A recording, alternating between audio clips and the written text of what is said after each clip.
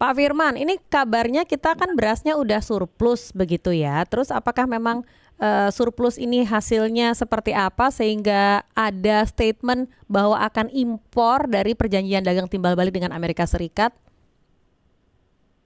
Ya, ini terima kasih Mbak Rizky. Ini memang sesuatu yang mengejutkan juga bagi kami sebagai anggota Komisi 4 DPR yang menangani masalah pangan dan produksi pangan.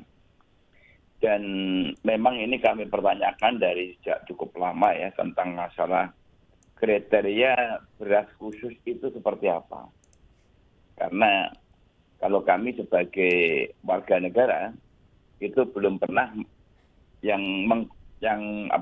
mengkonsumsi beras khusus itu seperti apa sih gitu. Tapi tidak pernah ada penjelasan yang clear daripada pemerintah. Oleh karena itu terkait dengan perjanjian yang mengikat tentang masalah Indonesia diwajibkan untuk mengimpor 1.000 ton beras khusus itu, ini menjadi pertanyaan kami dan tentunya kami juga akan minta penjelasan kepada pemerintah karena dampak daripada impor ini juga memiliki pengaruh. Pertama, pengaruh positifnya adalah saya mengatakan mungkin kalau beras khusus itu pemerintah bisa menjelaskan tentang kekhususan dan itu memang tidak bisa diproduksi dan itu untuk siapa begitu ya. Ya. Mungkin kita bisa memaklumi, tapi ini kan tidak ada penjelasan tentang itu. Persis. Tentang masalah beras khusus itu. Nah kemudian yang negatifnya itu adalah ini berdampak secara psikologis kepada petani kita.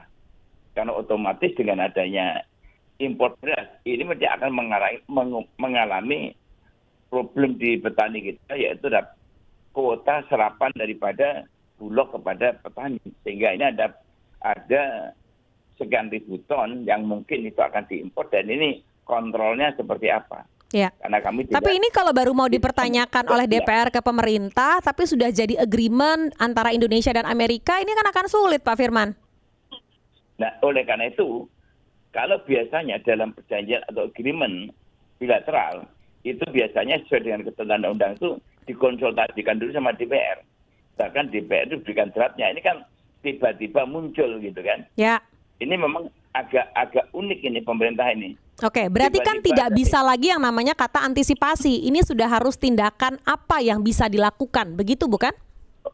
Iya, oleh karena itu tadi saya katakan kita mengantisipasi ke depannya kepada petani dampaknya, kan begitu. Ya. Tetapi tentunya kami akan tanyakan pada pemerintah tentang kekhususan ini. Karena ini kita sedang reses, maka kami tidak bisa berbuat apa-apa karena kita tidak bisa mengundang menteri dalam posisi reses seperti sekarang ini.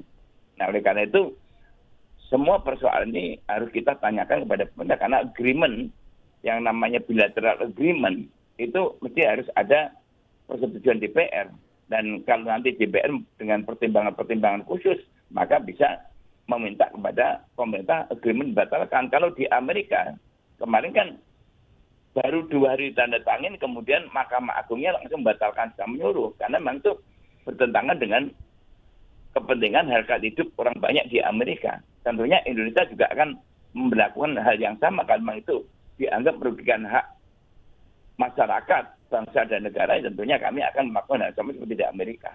Oke.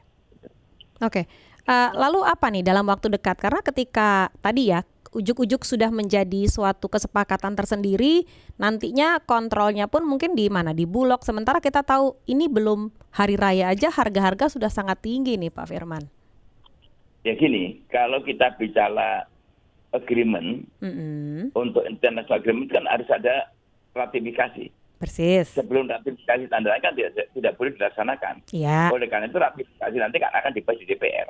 Oke, dan ini bisa membatalkan perjanjian? Ya tentunya kalau nanti kita melihat bahwa asas manfaatnya tidak ada di masyarakat, ya tentunya kita punya hak untuk menyampaikan itu karena kita punya kewenangan politik. Bahwa open legal policy itu kan ada di DPR. Oke, tapi secara pemikiran di Komisi 4, ini kira-kira akan menguntungkan atau sebaliknya? Kalau menurut saya adalah kalau kita ada swasembada, ya tadi saya katakan, yang dimaksudkan beras khusus itu seperti apa. Sampai sekarang kita ini tidak pernah mendapatkan penjelasan tentang kriteria beras khusus. Dan kalau saya mengatakan sebagai warga negara Indonesia, yang saya ini mengedepankan idealisme dan kedaulatan negara, maka harusnya siapapun yang masuk Indonesia tidak perlu dia menanyakan atau tidak perlu dia datang ke Indonesia terus minta mendapatkan pelayanan khusus bahwa saya harus makan karena saya orang Amerika, karena saya keturunan raja dari manapun, saya datang ke Indonesia ya silakan makan nasi Indonesia.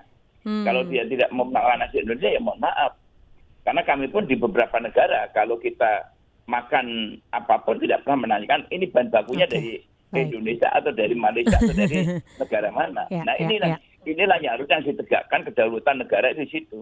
Jangan kita kemudian mengikuti irama daripada kepentingan orang lain yang kita tidak ngerti apa next-nya, agendanya begitu. Baik. Yang jelas ini adalah akan merugikan petani kita karena psikologis bahwa dengan impor 1.000 ton itu bisa nanti kemudian 1.000 bisa 5.000 dan bahkan bisa beribu-ribu begitu. Oke. Dan ini akan diperjuangkan oleh DPR ya, kesejahteraan petani. Oh pasti kami akan berpihak kepada kepentingan rakyat karena kami wakil daripada rakyat. Baik. Kapan RDP yang dalam waktu dekat akan digelar? Ya kami sekarang masih reses, baru 2 hari reses dan reses selama 1 bulan. Tentunya nanti setelah 1 bulan karena kami sedang keliling untuk ke daerah-daerah mengecek stabilisasi harga dan stok untuk menghadapi Ramadan ini sehingga kami akan konsentrasi itu dulu.